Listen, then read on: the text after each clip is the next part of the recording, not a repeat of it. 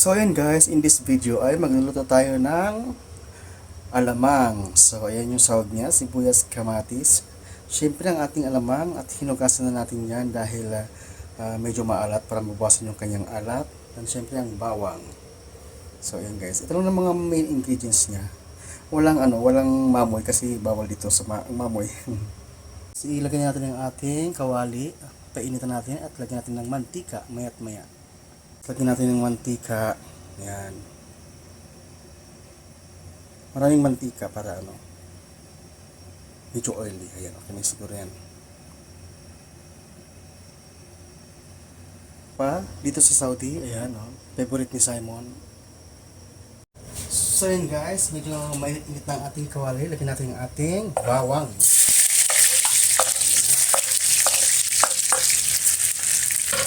Hinaan ng konti ang ating medyo siya. Ayan, pag medyo brown na, sunod natin ang sibuyas.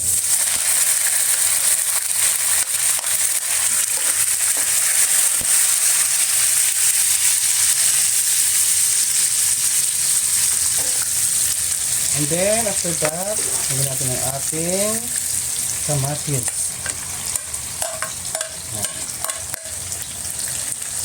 So, ganyan lang kasimple guys, ang luto ng bagoong alamang. So, let it simmer. Wow, simmer. Ikiwar-kiwar lang natin na ganyan. Actually guys, yung luto na ito, napanood ko lang din sa YouTube. So, shout out sa aking napanood. Yan. Hindi ko alam, nakalimutan ko ng pangalan niya. Kasi dami kong pinanood eh. Mamaya, i-flush natin yan sa ating, screen. So, ayan guys. And of course, takpan natin yan. After 2 to 3 minutes. So, ayan guys, takpan natin. 2 to 3 minutes. So, ayan guys, ito na, tingnan natin. Ayan, medyo brownie ng ating kamatis. Ayan, medyo natin, durug-durugin natin para lalong yung lasa ng kamatis. Parang lumabas yung lasa ng kamatis. So, ayan guys.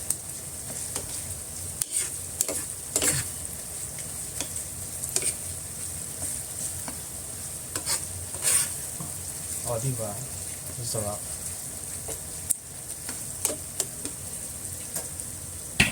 So, after nyan, lagyan natin ng timpla.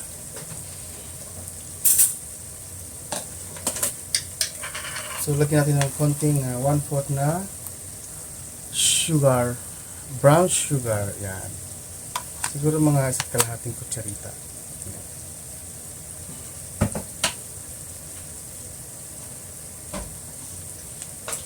Sabi ng napanood ko, may konting white sugar din. Ayan. Para medyo manamis-namis. Okay. Dahil wala tayong vinegar, so mix mo natin pala.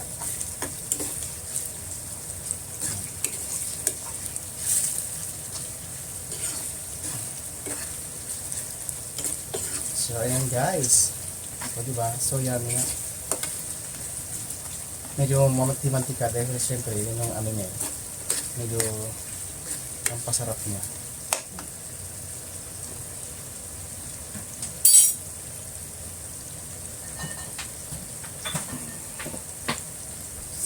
So, lagyan natin ng 1 kutsarang sukang Ilocos.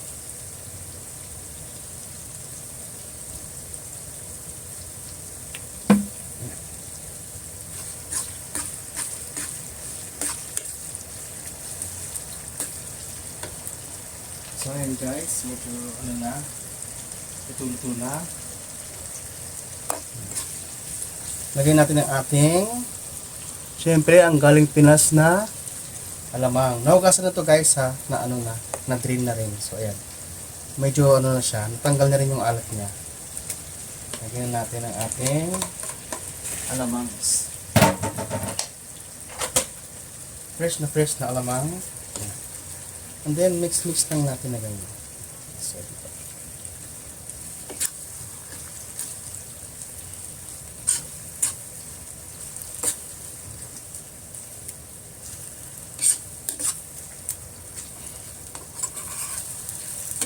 Wala tong sahog guys na ano na mamoy or any meat.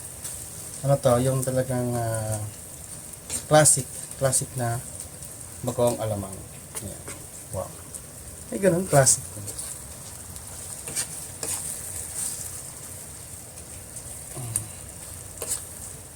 Yan, pag medyo brown na mamaya, okay na siya. Ngayon ay medyo pinkish pa. Pag medyo brown na siya mamaya, ayan, okay na siya. So ayan guys, wait natin for 2-3 minutes again. So ayan guys, medyo brown na siya. Ayan. Medyo paluto na siya. Mamaya, ahon natin sa kahirapan. Diba? Sarap na.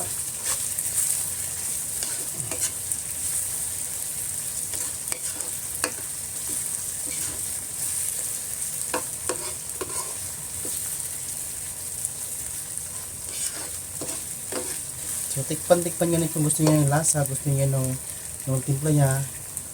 So, ano na, pag ayun nyo yung timpla nyo ulit. Lagyan na ng konting asukal. Ayan. Tikman natin.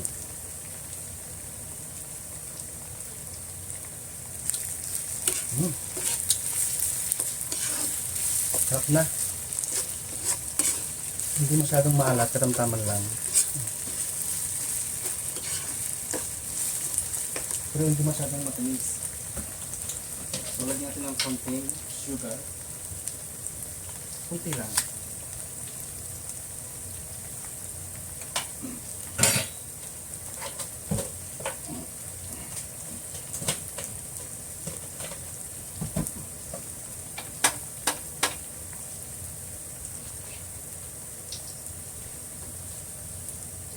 And konting vinegar from Ilocos para hindi siya agad-agad mapanis.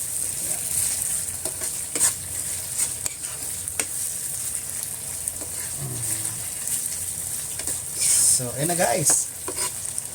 After 2 minutes, medyo brown na siya. Hindi na gaanong pink. Pwede natin ilagay sa or paano palamigin, tapos ilagay natin sa garapon. Ayan. Masarap to guys sa kasi favorite ng mga donatis ko yung yung tawag dito.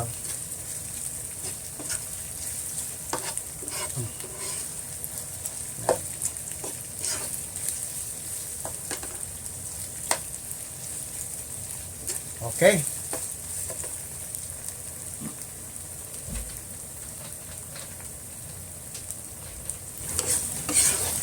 So ayan guys, medyo brown na siya.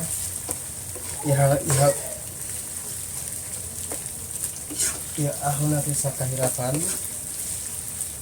Masarap pala to guys sa kare-kare. Ayan.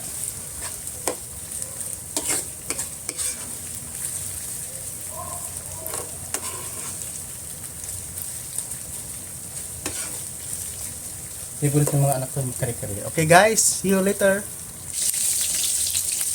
So ito guys, ang final brown na siya at medyo okay na siya.